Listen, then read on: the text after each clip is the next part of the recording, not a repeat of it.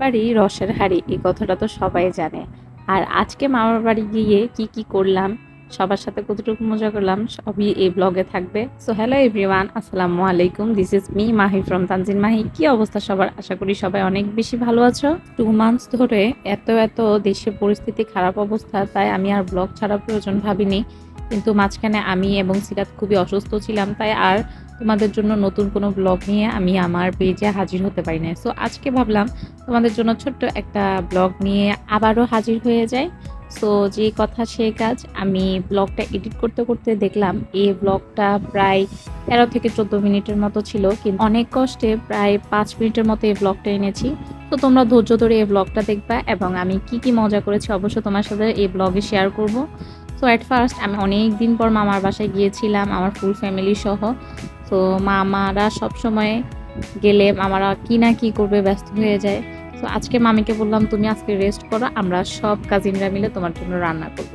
So এখানে মূলত আমার মামার বাসা, যেখানে পাশে আমার খালামণির বাসা, আর তারা দুই ফ্যামিলি একসাথে হলে এবং আমরা যখন যাই আমরা অনেক বেশি মজা করি। খালামণি এবং মামা দুইজনই একই বিল্ডিং এ দুইটা ফ্ল্যাটে থাকে। সো ভাবলাম তোমাদেরকে আমি আমার খালামণির বাসাটা ভিজিট করে দেখাই।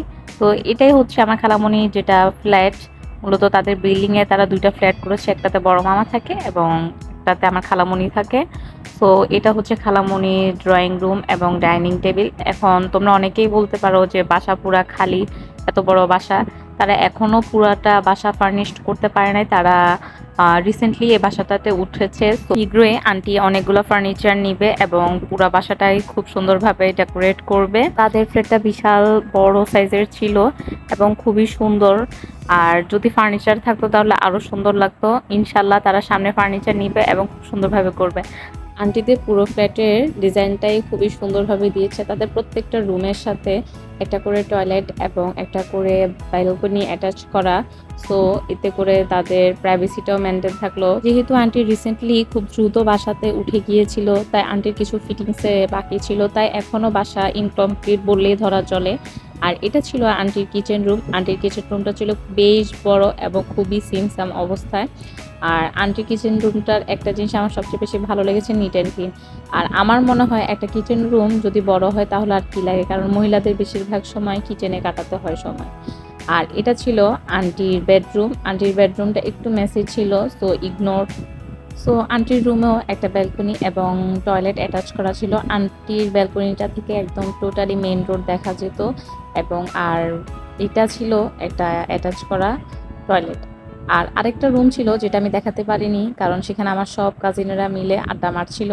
সো ওইটা অন্য কোনো দিন শেয়ার করব। তো প্রথমেই বলেছিলাম যে আজকে মামিকে আমরা একটু রেস্ট দিব এবং আমরা সব কাজিনেরা মিলে রান্না বান্না করব।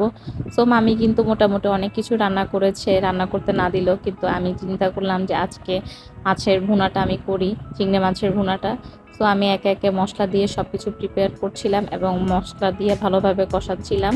আমি একটা জিনিস সবসময় লক্ষ্য করেছিলাম, মামা মামি সবসময় আমরা বাসায় গেলে একদম ব্যস্ত হয়ে পড়ে, কিন্তু এই জিনিসটা আমরা এটাই বুঝি না যে ব্যস্ত হওয়ার কি আছে। মামার বাড়িতে গিয়েছি এনজয় করব, কিন্তু মামিদের সবসময় একটা জিনিস ইচ্ছা যে আমাদেরকে সবসময় স্পেশাল কিছু করে খাওয়াবে বা আমাদেরকে স্পেশাল ফিল করাবে। আমার মামিরা যতজনই আছে না কেন, মানে তারা প্রত্যেকে আমরা গেলে একদম ব্যস্ত হয়ে যায় এবং খুবই চেষ্টা করে প্রাণপণ দিয়ে যে আমাদেরকে ভালোটা বেস্টটা দেওয়ার জন্য। তো এইটুকুর জন্যই তাদেরকে ভালো লাগে এবং তারা আমাদের জন্য যে এতটুকুই ভাবে। বর্তমানে এইরকম রিলেশনশিপ আসলে কয়জনেরই বাঁচা। সো আলহামদুলিল্লাহ যে আল্লাহ আমাকে এত ভালো ভালো মামি দিয়েছে। আজকালকার বর্তমানে এখন আত্মীয় স্বজনের হক আদায় করে না, কিন্তু আমার মামা মামি এবং আমার আম্মুদের সাথে যে সম্পর্কটা তারা মেনটেন করে, আলহামদুলিল্লাহ আল্লাহ আমাদেরকে ওই সম্পর্কটা শেষ পর্যন্ত রাখার তৌফিক দান করুক। আর এখানে কথা বলতে বলতে আমার প্রায় শেষ হয়ে এসেছে রান্নাটা। আমি এখানে তোমাদেরকে দেখাচ্ছি যে আমি একটা ড্রিঙ্কস খাচ্ছি, সেটা হচ্ছে জিরা পানি। এটা মেনলি আমি বাসায় খাই যখন আমার ডাইজেস্টের প্রবলেম হয়। সো আমি একদিন তোমাদেরকে এই রেসিপিটা শেয়ার করব। আর চলো আজকে দেখাই তোমাকে আমাদের মিনিকে। এই মিনিটা মূলত আজকে আমাদের বাসায় এসেছে 2 দিন হয়েছে, আই মিন আমার খালামণির বাসায়।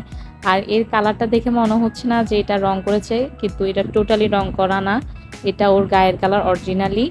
সো আরও একদিন মিনি কিনে তোমাদেরকে কোনো একটা ভিডিও দেখাবো।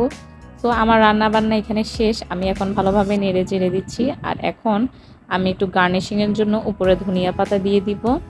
আমি যখনই রান্না করি মেইনলি আমি আমার রান্নাটা টেস্ট করতে খুবই ভয় পাই। আমি হয়তো আমার আম্মুকে টেস্ট করাই, নয়তো আমি আমার বোনদেরকে টেস্ট করাই। সো আজকে আমার মামা মামি এবং কাজিনরা টেস্ট করে বলবে যে কেমন রান্না হয়েছে। আর আজকে একদম টোটালি মামি সিম্পলি আইটেম করেছে এবং সিম্পলের মধ্যে আমরা যা যা পছন্দ করি সবই করেছে। সো এই তো আজকের ব্লগটা এই পর্যন্ত, অনেক লম্বা হয়েছে। তো নেক্সট কোনো ভিডিওতে দেখা হবে। Till then take care, bye bye, আল্লাহ হাফিজ।